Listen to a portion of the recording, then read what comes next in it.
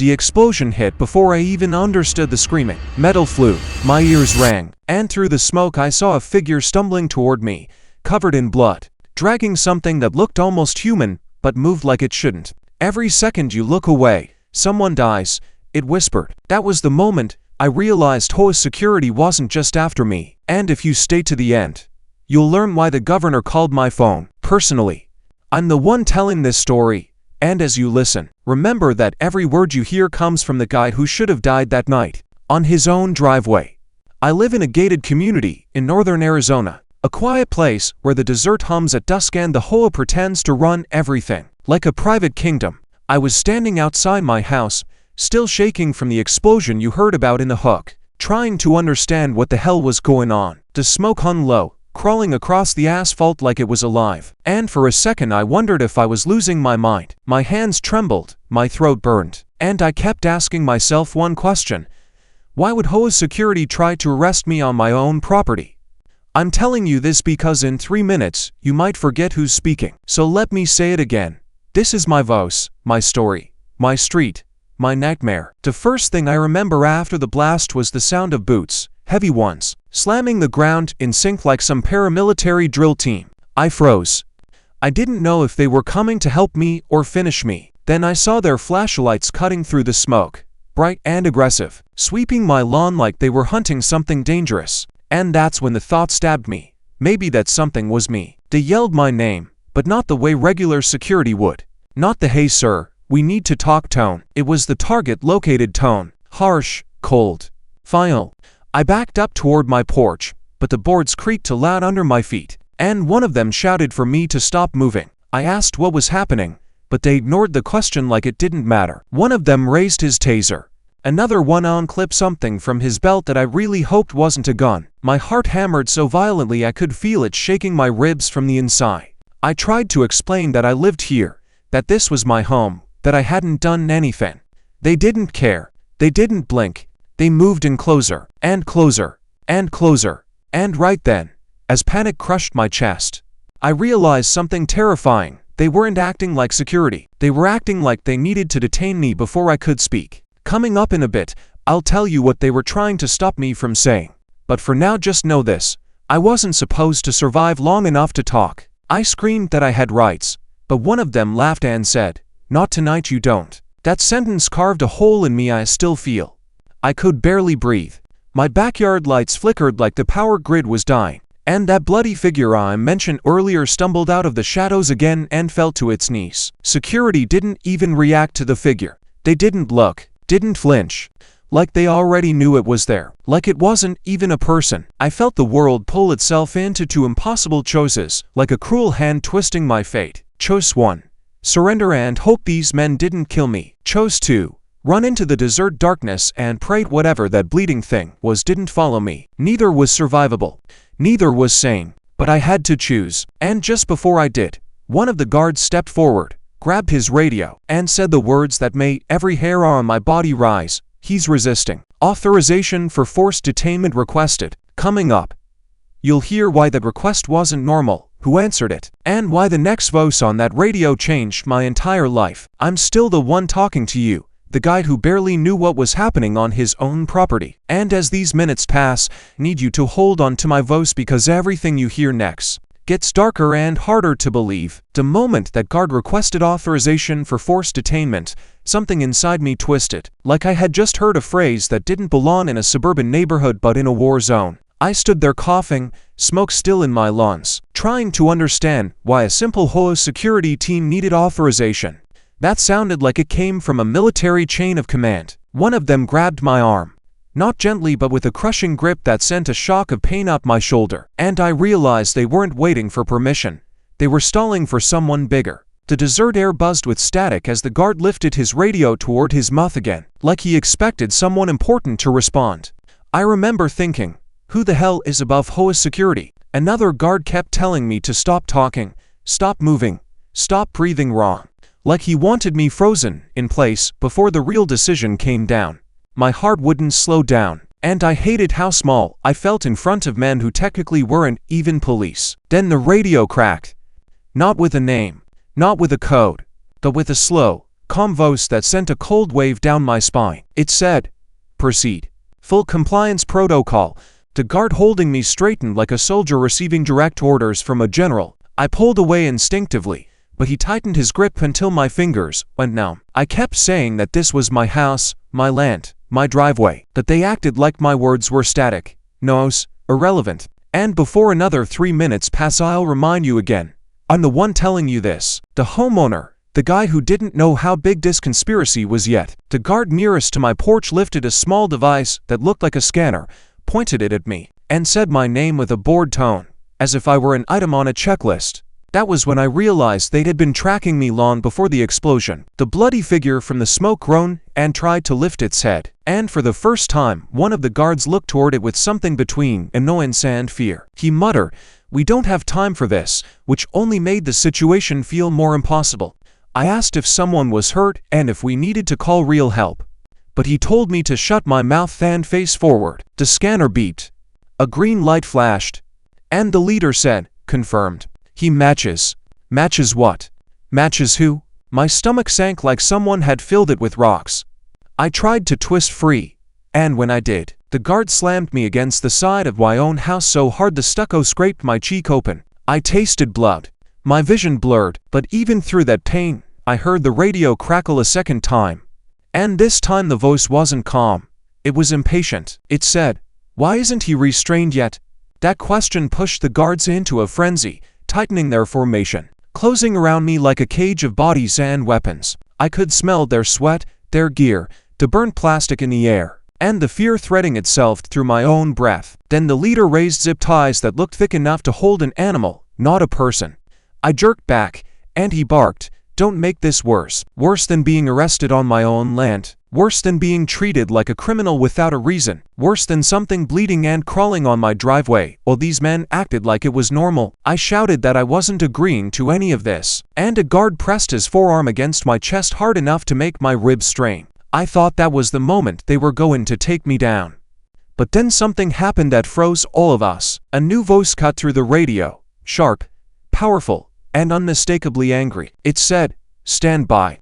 Do not touch him again." And when the guards heard who it was, their entire posture changed. Coming up, you're going to hear whose voice that was, why it stopped them, and how it dragged me into the highest stakes dilemma of my life. I'm still the one speaking to you. The guy standing barefoot on his own driveway with blood on his cheek and smoke rolling behind him. And I need you to remember that, because what happened next makes no sense unless you understand how powerless I felt in that moment. The guards froze when they heard that new voice on the radio, like the air itself had turned solid and trapped them in place. Their heads snapped toward the leader, waiting for instructions, but he looked just as stunned as I was. The radio hissed, then the voice repeated, "Do not touch him again," with a tone so sharp it could have cut concrete.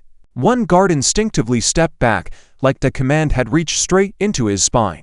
I wiped blood from my face, confused and shaking, because this was the first time all night someone seemed to be on my side. The leader raised the radio slowly, like he was afraid of answering it wrong. He said, "Sir, with respect, we were given clearance for full compliance protocol." And the voice exploded back at him with, "Not for him you weren't."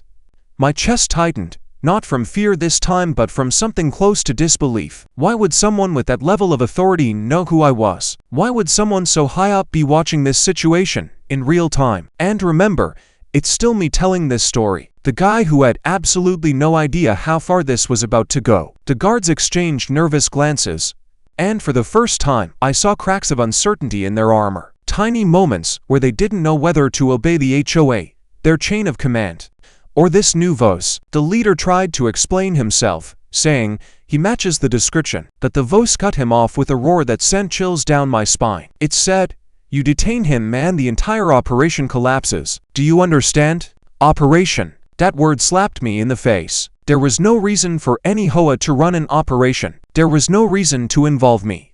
And there was no reality where a private neighborhood security team should be answering to someone who spoke like they ran a state. One guard whispered, "This is above us," and the others nodded slowly, their grips loosening on their weapons. The bloody figure on the ground moaned again, drawing their attention for a split second, but none of them moved to help it. I shouted that someone needed medical attention, But the leader didn't respond. He was too focused on the radio, too busy choosing between obedience and survival. My heart pounded so loudly I could hear it echo inside my skull. The voice on the radio grew quieter, calmer, more controlled, and said, "Put him on the line." The guards didn't know who he meant. I didn't know who he meant. Then the leader turned his head, looked straight at me, and his face drained of color. "He wants you," he said. Me? A regular guy standing on his own damn driveway. I stepped back, instinct telling me this was too big, too dangerous, too surreal to walk into willingly. But the guards didn't move toward me. They were terrified to touch me now. The leader held the radio out toward me like it was a live explosive. I hesitated, because I didn't want to hear anything that would make this nightmare real. But the voice snapped, "Pick it up." So I did. And when I brought it to my ear, the first sentence the voice said was something I will never forget as long as I live. "If they detain you, the body count will triple." My blood ran cold, because nobody talks like that unless lives are already on the line. I whisper, asking who he was and why any of this was happening. There was a long pause, so heavy it felt like the desert itself stopped breathing. Then he said, "This is the governor. Coming up, you're about to hear what the governor told me next, and why his warning forced me into a choice so impossible it still keeps me awake at night. I'm still the one talking to you, the same guide who was shaking on his own driveway with HOA security surrounding him. And I need you to hold on to my voice, because the moment the governor spoke directly into my ear, my entire reality cracked open. His voice wasn't calm like I expected from a politician. It was tight, rushed, almost trembling beneath the surface, like every second he spoke to me was borrowed from a crisis happening somewhere else. He said, "Listen to me very carefully, because your life depends on the next 60 seconds. And my throat tightened so hard I couldn't swallow. The guards around me stood frozen, not daring to move, like the governor's words reached through the radio and pinned them to the ground. I looked at their faces, fear, confusion, anger, all of it mixed, like they had just realized they were pawns in a game too big for them. The governor continued, "They weren't supposed to reach your house yet." And that sentence hit me harder than the explosion had. Yet, meaning they were coming eventually, meaning this wasn't a mistake, meaning someone wanted me taken. I told him I didn't understand anything, but he cut me off with, "You don't have to understand. You only have to survive the next 5 minutes." His urgency infected me, made my hands shake even more, made my lungs tighten like the smoky air had turned into cement. And let me remind you, since a few minutes passed, I'm the one narrating this, the homeowner who thought he knew his neighborhood, until the governor of my entire state started giving me survival instructions. I asked why HOA security was acting like a tactical unit, why they said I'm matched, why a bleeding figure lay on my driveway like a discarded warning. And he snapped, "Because someone inside your HOA filed a false compliance report that triggered a federal override." A federal override. I didn't even know that was a phrase normal citizens could hear. I stared at the leader of the security team, and he looked away from me like he already knew he had been set up as much as I had. The governor said, "You are now officially classified as a potential containment risk." And my knees almost buckled. Containment. Like I was a disease. Like I was an object. Like I didn't belong to myself anymore. I whispered that I hadn't done anything, that this was my property, that I didn't even know what the hell containment risk meant. He said, "I know. That's why I stepped in before they transported you." Transported. Another word that didn't belong in a neighborhood with trimmed lawns and mailbox clusters. I asked him what the bloody figure was, the one crawling on my asphalt, the one the guards ignored like it was expected. There was a pause so long I thought the radio had died. Then he said, "Don't approach it. Don't touch it. Don't let it touch you." My breath caught. My body went cold. My instincts, the one screaming all night, suddenly made sense. I asked him what it was. He didn't answer. Instead, he said, "You need to choose right now. Trust my instructions or trust the men who were seconds away from zip-tying you to a stretcher." My stomach twisted so violently I thought I would throw up. The guards shifted nervously, sensing the tension rising again, sensing their authority slipping into the hands of someone they couldn't disobey and couldn't question. The governor spoke again. "Walk backward toward your house, slow. Keep your hands visible." I didn't know whether to trust him. I didn't know whether he was saving me or hurting me into something worse. But the guards had started arguing quietly among themselves, and that alone made the governor feel like the safer option. I took one step back, then another, and another. The leader reached out as if to stop me, But the governor snapped through the radio. "If you touch him, I swear your entire division will be dissolved by morning." The guard froze. I kept moving. My heel hit the first step of my porch, and for a moment I imagined running inside, locking the door, pretending none of this existed. But the governor said, "Don't go inside. Not yet. They'll breach." Like my home was already marked for invasion. My chest pounded as I stood halfway between safety and danger, between my porch and the men who had nearly taken me. And then the governor said something that made my blood turn to ice, something that shifted every rule in my mind. "Someone inside your HOA wants you gone, and if I don't find out who, you won't live to see morning." Coming up, you're about to learn why someone in my HOA targeted me, what the governor suspected, and the impossible dilemma he forced me to face next, one that could cost innocent lives if I chose wrong. I'm still the one speaking to you, the homeowner who just found out the governor himself is involved in whatever nightmare my HOA has trapped me in. And before the next few minutes pass, I need you to hear my voice clearly, because everything starts spiraling even faster from here. When the governor told me someone inside the HOA wanted me gone, my mind jumped through every possibility: angry neighbors, petty board members, the usual politics, but none of that explained federal overrides, containment risk classifications, or bloody figures crawling across my driveway like warnings sent from hell. I asked him how he knew I was targeted, and he said, "Because your name was pulled into a file you should have never been in." That sentence chilled me deeper than the desert night. A file. My name. Something done quietly behind my back. He continued, "Your HOA submitted a level red behavioral risk report under your address." And I almost laughed because it sounded so insane.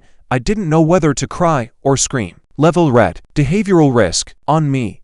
A guy who barely argues, and the HOA tells him his trash bin is visible on the wrong day. I told him I never filed anything, never triggered anything, never even talked to HOA security except for the time they emailed me about my porch light. He said, "That's exactly why this is so dangerous." The guards behind me were still arguing in low whispers, their weapons lowered but their eyes tracking every move I made, and the whole scene felt like being caught between two storms, fighting over which one gets to destroy me. The governor instructed me to keep moving toward the side of my house, where the shadows deepened and the air felt heavier, like something unseen waited just past my vision. And since a few minutes have passed, let me remind you again, I'm the one telling this, the man who thought he understood his life until powerful people started warning him not to trust his own neighborhood. I whispered to the governor, asking what was inside that file, and I heard paper shuffling, urgent, rushed, like he was searching for something he didn't want me to hear. He muttered, "This isn't right. This isn't the same version I saw earlier." I asked what he meant, and he said, "Your file has been altered within the last hour." I felt the world tilt beneath me. Someone was editing federal-level documents in real time to destroy me. Someone inside the HOA had the access, the influence, the motive, or something even worse behind them. The governor said the report claimed I had been showing signs of erratic, violent behavior for the past month, including property damage, threatening interactions, and possible exposure to contaminated subjects. It felt like reading accusations against a stranger wearing my face. I told him none of that was true, that I hadn't done anything remotely close to any of that. He said, "I know," but his tone carried a fear that told me he wasn't confident how deep the lies went or how many systems they'd infected. Then he said the words that made my skin crawl. "The report also includes surveillance images." Surveillance? In my neighborhood? In my home?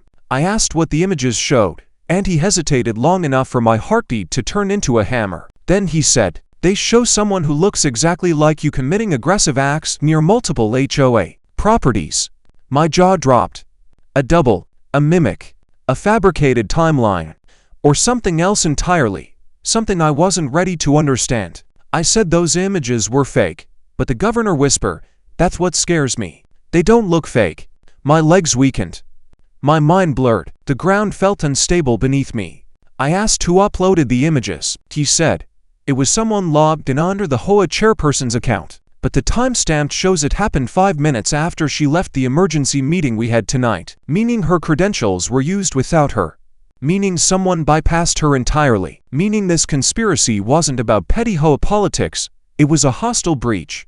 My throat went dry as I whispered, "So someone inside the HOA is planting evidence against me." The governor corrected me with a voice tight as wire.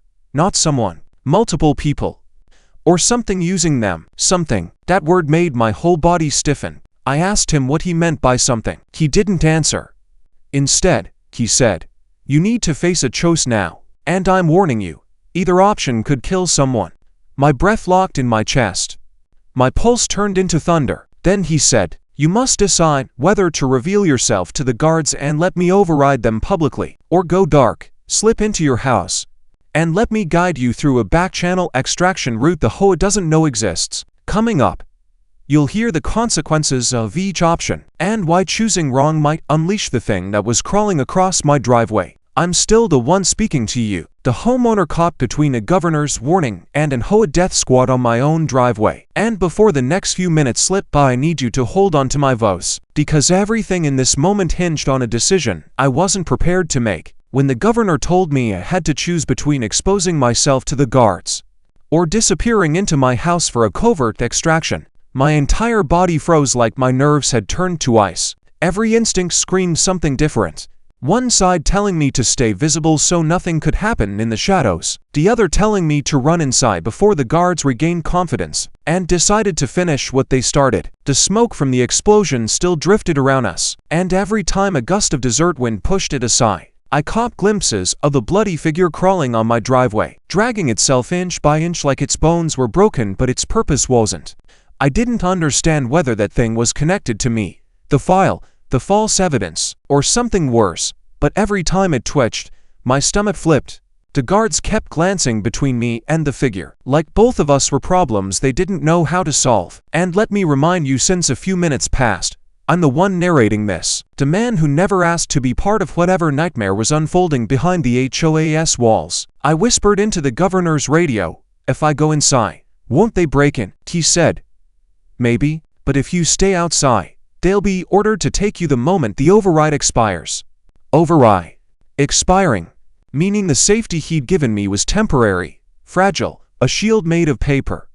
I asked him how long I had. He said, 3 minutes at most. My heart dropped like it hit concrete. 3 minutes to choose between two futures that both felt like traps. I looked at the guards, their postures tense, their weapons lowered but ready, their eyes darting from me to the radio, like they were waiting for permission to reclaim their control. If I surrendered myself to them, trusting the governor to override them publicly, I risked being taken into custody before he could intervene. If I went inside the house, trusting the governor's secret route, I risked running directly into whatever threat he wouldn't name. I asked him why he wouldn't tell me what the thing on my driveway actually was. He said, "Because if you knew, you'd panic. And panic will get you killed faster than any guard." My body tightened like a knot pulled too hard. I whispered, "What happens if I choose wrong?"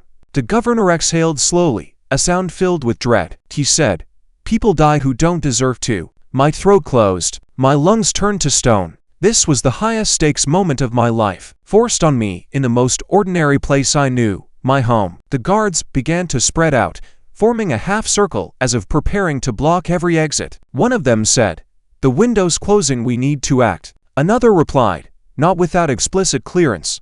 Their tension built like a storm waiting to burst. The bloody figure moaned, and its head jerked toward me with a movement that didn't look human at all, its neck bending too far, its limbs twisting like it had been reshaped by something unkind. My breath hitched. My skin crawled, and the governor whispered, "If you don't decide now, the decision will be made for you." I felt time slipping through my fingers like sand. I felt the weight of unseen forces pushing me from both sides. I felt the truth that no matter what I chose, something terrible was waiting at the end of the path. I closed my eyes for a second, listening to the desert wind, the static from the radio, the low growl of the injured creature. When I opened them, the guards took one synchronized step toward me.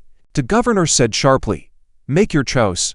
And with my pulse hammering and the world closing in around me, I made it, the choice that would shape everything that happened next. Coming up, you'll find out what choice I made, and why the consequences hit harder and faster than anything I expected. I'm the one telling you this, and you need to hold on to that fact, because what happened next made me question whether the place I live in was even real anymore. The morning after the chaotic night, I walked outside pretending everything was normal, but my chest felt tight like the street itself was watching me. Neighbors stood by their lawns in frozen clusters, whispering like someone had died. Even though no sirens ever came, Every pair of eyes followed me, not with curiosity, but with fear they were trying to hide. I kept thinking about the figure I saw near the burning car, the one that shouldn't have been there at all.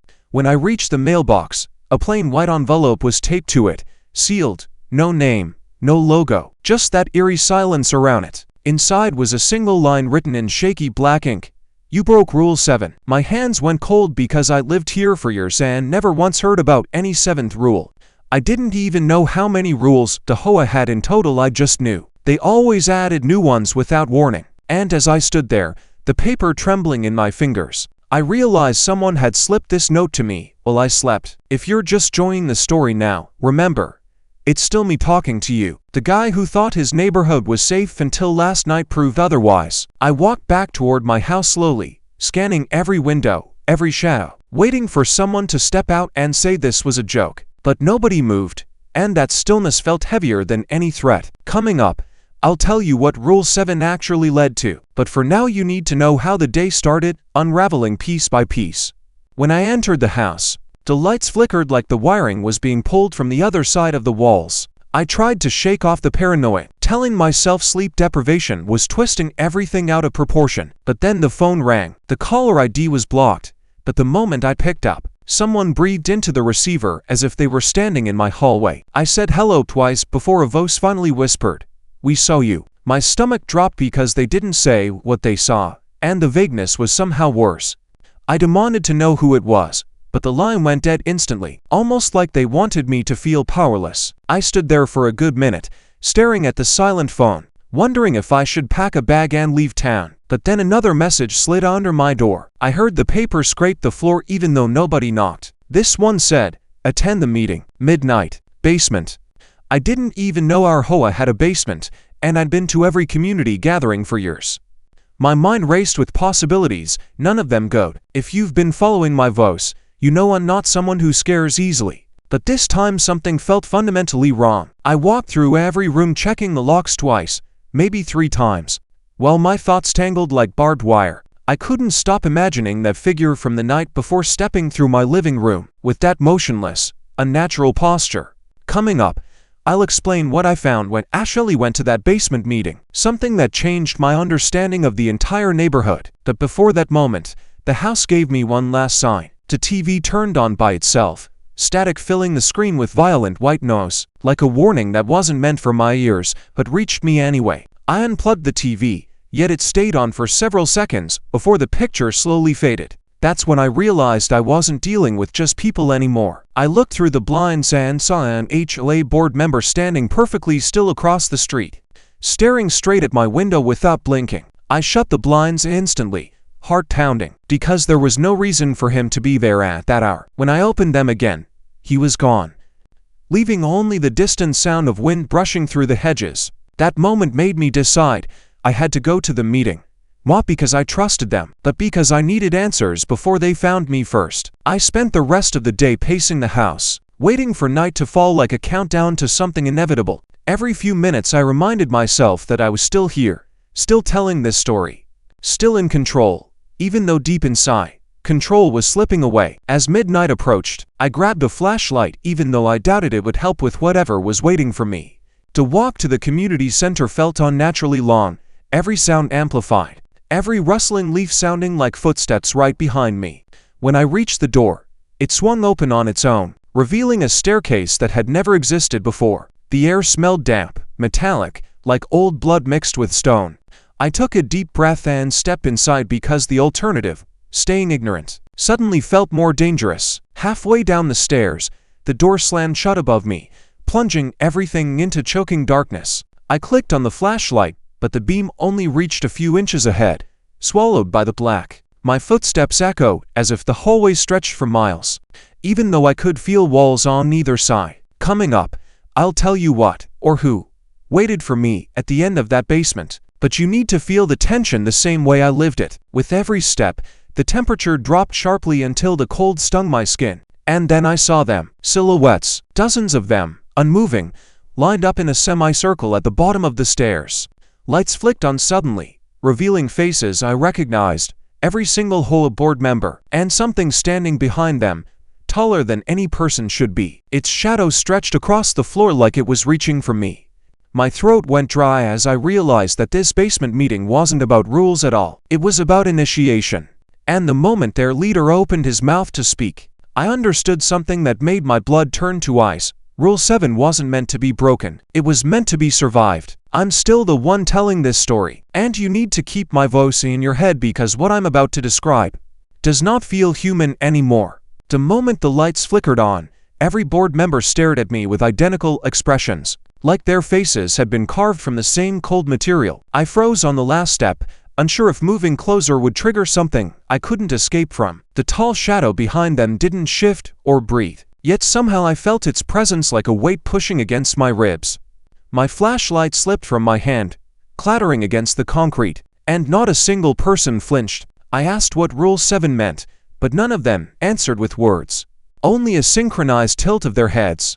The leader stepped forward, wearing a smile that didn't match his eyes, and said I had been chosen to witness the truth behind the neighborhood. His tone was calm, too calm, like he rehearsed this moment every night for years.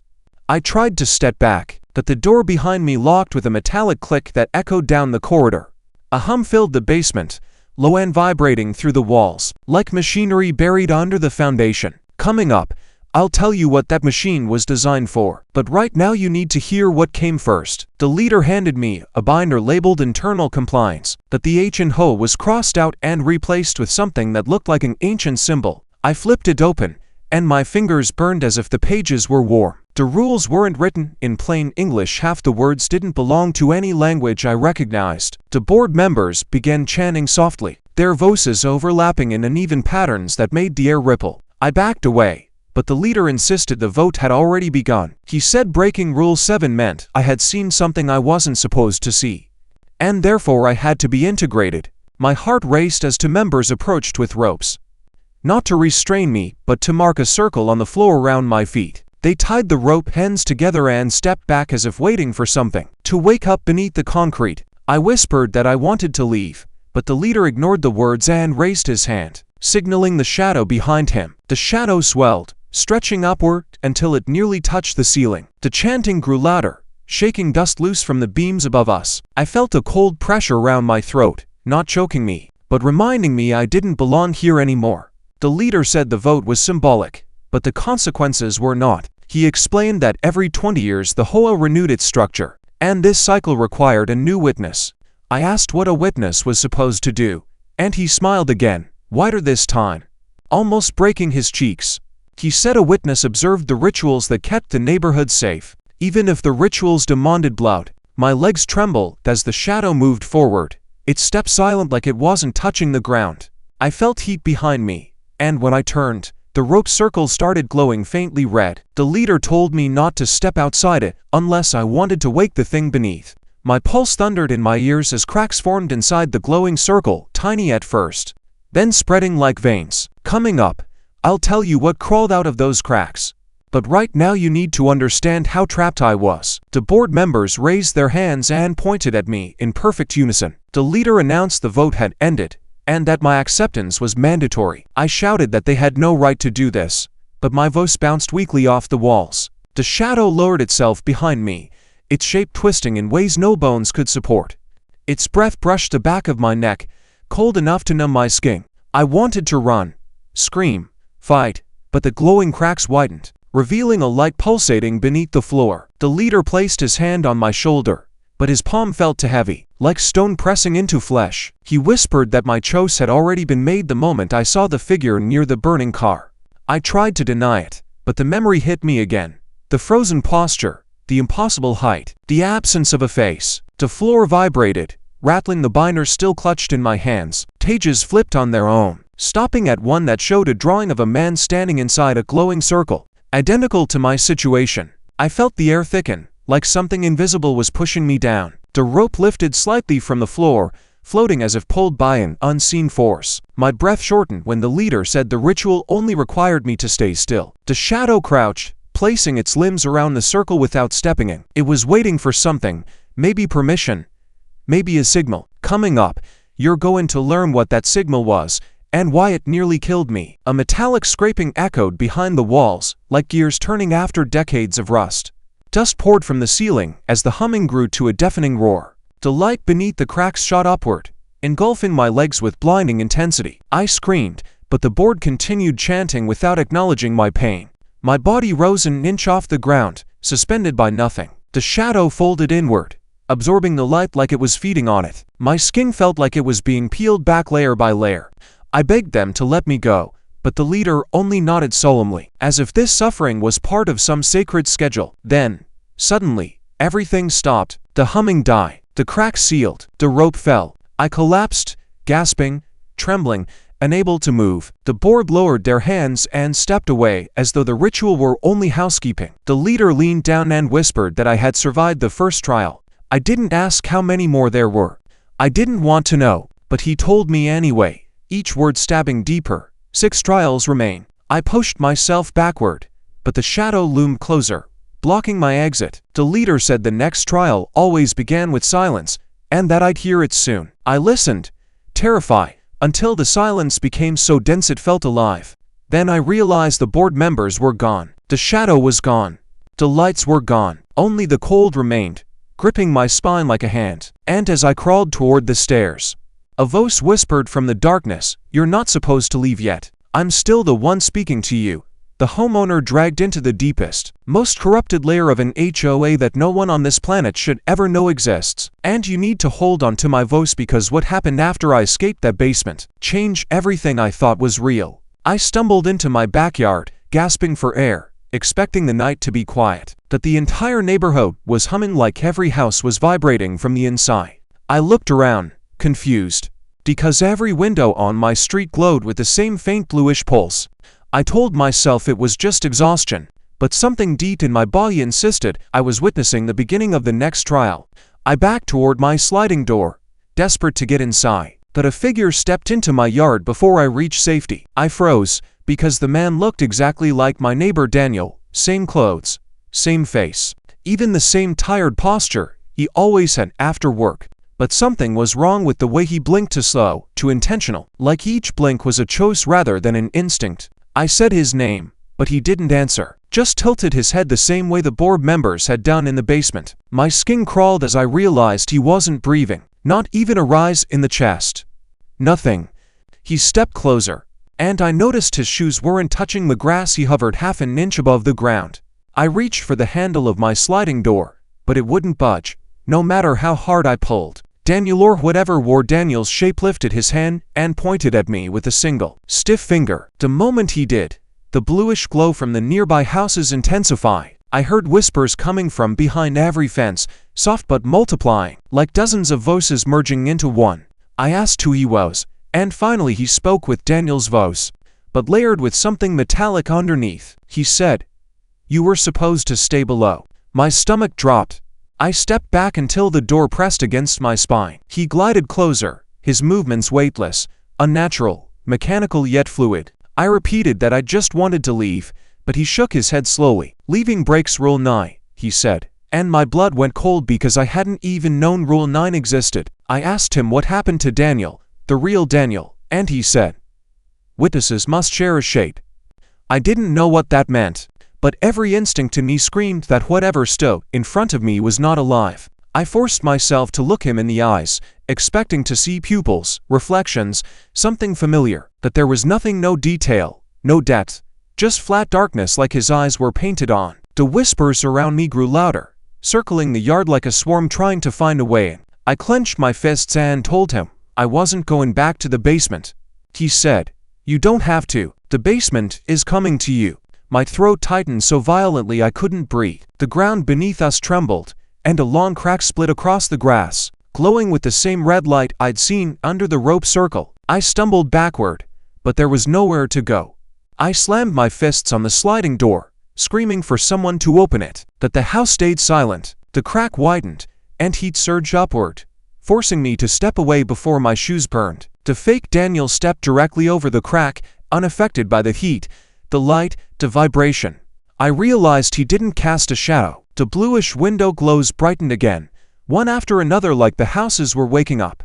Behind Daniel, A row of other figures stepped into the yards behind him, each copying the posture of a real neighbor I recognized but knew shouldn't be awake at this hour. They all blinked at the same time. They all tilted their heads the same way. They all stared directly at me. I whispered that I wasn't choosing any more trials, but Daniel said, "You already started this one by running."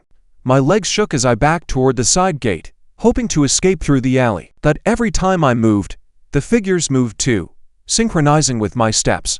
Coming up, I'll explain where the alley actually leads and why it's the most dangerous place in this entire neighborhood. For now, you need to hear how I tried to get past them. I lunged toward the gate, but the moment I touched the metal latch, it felt ice cold, like it had been sitting in a freezer for hours.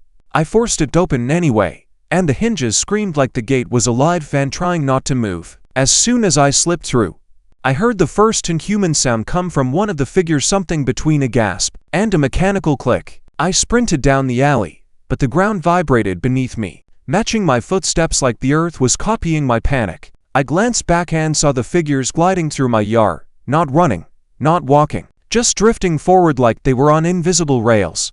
I picked up speed, pushing my lungs until they burned.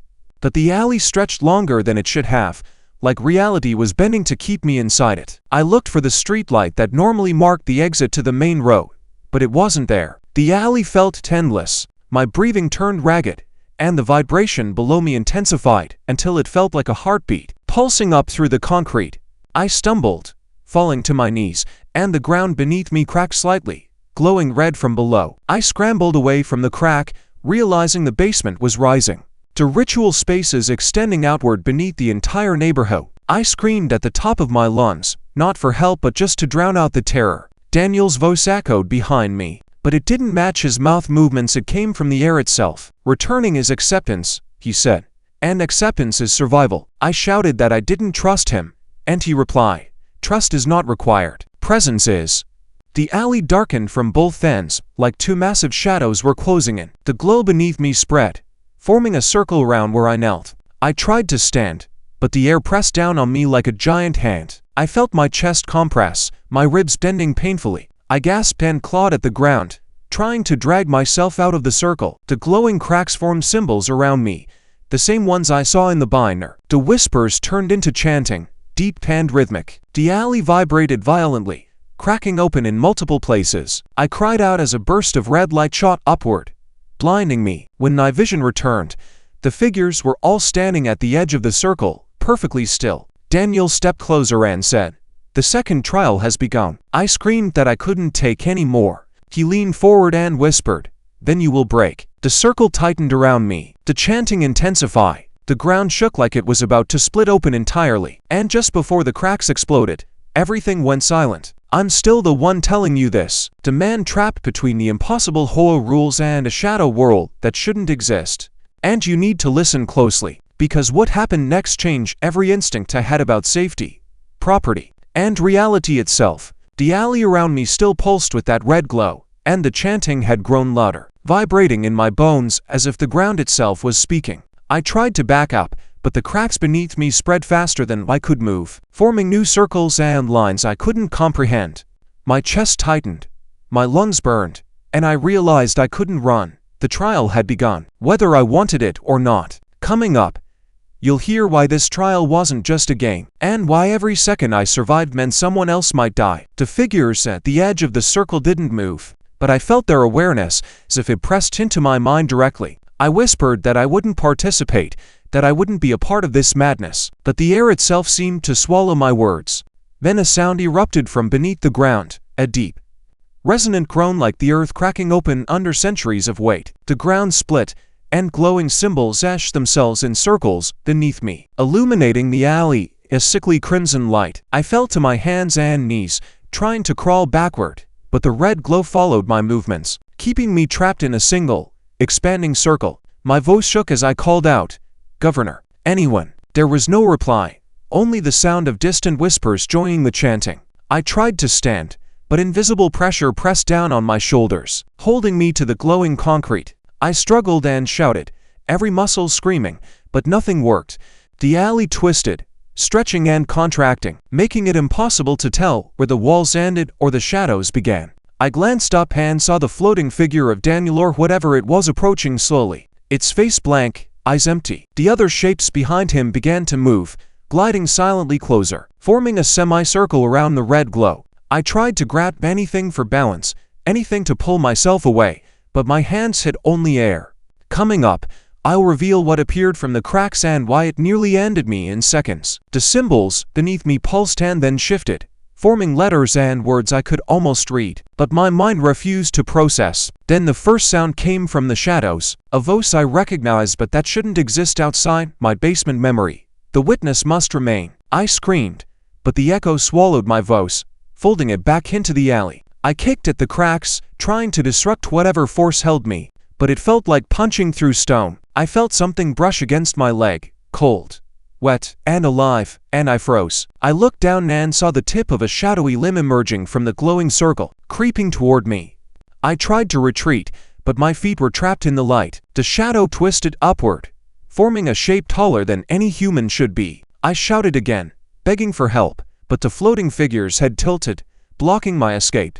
My chest heaved as I realized I was completely alone, and yet surrounded by consciousnesses I couldn't understand. I clawed at the concrete beneath me, drawing blood, but nothing changed. The shadows behind Daniel shifted, moving like liquid, forming shapes I couldn't name. I tried to reason with myself, saying it was hallucination, exhaustion, fear, but deep inside, I knew this was real. My vision blurred as I turned my head, trying to find any normal element, but there was none. Coming up, you'll see why the next step forced me into a choice I couldn't imagine surviving. The floating Daniel leaned closer, its dark eyes boring into mine, and I felt my mind strain under the pressure. Then a sudden jolt, as if the alley itself had slammed me to the ground. I gasped, my body trembling, as a second shadow rose from the cracks behind me. The chanting grew louder, faster, as if a storm were forming in the concrete. I tried to pull my hands free, but the glowing circle now wrapped around my wrists, holding me suspended. I could feel something crawling beneath my skin, like tiny fingers moving under the surface. My teeth ground together as panic threatened to overtake me. The governor's warning echoed in my mind. Either option could kill someone. I realized then that my presence here wasn't optional, it was required. The shadow behind Daniel reached down, brushing the top of my head with a touch that burned cold into my skull. My mind reeled, trying to comprehend the sensation. Pain and fear mingled with a sense of being evaluated. I screamed, not for help, but in pure defiance. The chanting halted suddenly, and an oppressive silence fell, thicker than the alley itself. Then Daniel's voice spoke again, soft, almost intimate.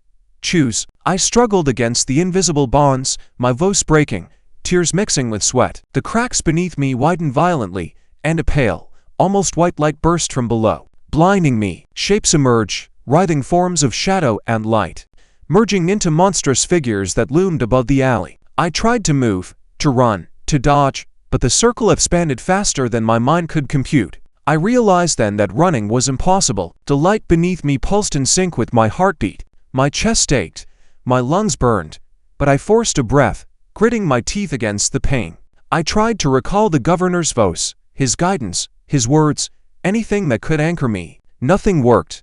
The shadow lifted me slightly off the ground, suspended in the air by unseen force. My knees scraped the concrete, bleeding, but the light didn't care. Daniel spoke again. Do you accept the trial? I shook my head violently. The shadow pressed me downward, deeper into the glow. I tried to bite, scratch, scream, but every action was met with resistance I couldn't overcome. Coming up, you'll see why my next move shocked even the shadows themselves. The glowing crack shifted to form another symbol, this time resembling a door in the air. The shadows moved in, circling me, whispering in unison, their voices overlapping in ways that twisted my mind. I felt something inside the circle rise up, a pulsing core of energy, intense and alive. My vision went white, then red, then black, as the shadows closed in. I clenched my fists, fighting the urge to give up. Daniel's voice became layered, multiple voices speaking simultaneously. The witness must comply. I screamed back, I won't, and suddenly felt a force drag me forward into the air. My back hit nothing, and I floated, suspended over the glowing symbols. The shadows converged, shaping a massive, humanoid figure, taller than the buildings themselves. Coming up, the final act begins, The impossible confrontation I never thought I'd survive. I looked down and saw the glowing crack spiral into a vortex beneath me, sucking light, sound, even my breath. My mind screamed, my body trembled, and I realized there was only one way to survive, and it required a choice I had no right to make. I opened my mouth to shout, but no sound came. I tried to resist, but my body moved on its own, drawn toward the vortex. The shadows hissed, whispering my name, my fears, my failures. My feet left the ground entirely, floating into the abyss of light and shadow. My heart raced uncontrollably as the chanting became deafening, reverberating inside my skull. I tried to focus, to recall anything from the governor, but the vortex swallowed all memory. The shadows reached for me, wrapping around my limbs, my torso, my head. I screamed, not for help, but in sheer defiance. My eyes widened as I felt my consciousness flicker, like a candle about to go out. And then, just as I felt myself being pulled into nothingness, a whisper sliced through the chaos. The choice is yours. Only yours. I'm still the one speaking. Or maybe I'm not. The alley is empty now. Or maybe it isn't. My heart still pounds. My hands tremble. I try to breathe. It doesn't help. The light under the cracks vanished. Or maybe it didn't. Shadows linger. They move differently now. I don't recognize the shapes. I feel weightless and heavy. My mind is spinning. I keep thinking about the governor, about the HOA, about Daniel, about the basement, about the trials. I survived them all. Or maybe I didn't. Everything feels wrong. The air tastes sharp. I hear a whisper. Not my voice. Not Daniel's. Something else. Something old. Something patient. I try to run. My legs don't obey. I call for help. No sound comes out. I see my reflection in a broken window. Or maybe it's someone else. My eyes stare back. Why? Unblinking. I think of the choices I made. The impossible decisions. The traps I couldn't escape. The shadows that copied every move. I remember every rule, every red glow, every crack in the ground. And then I hear it. A sound like everything shattering. Like glass. Like bone. Like time itself splitting. The world tilts. I fall forward. Nothing holds me. And then, it stops. Silence. Black. I open my eyes. I'm somewhere else.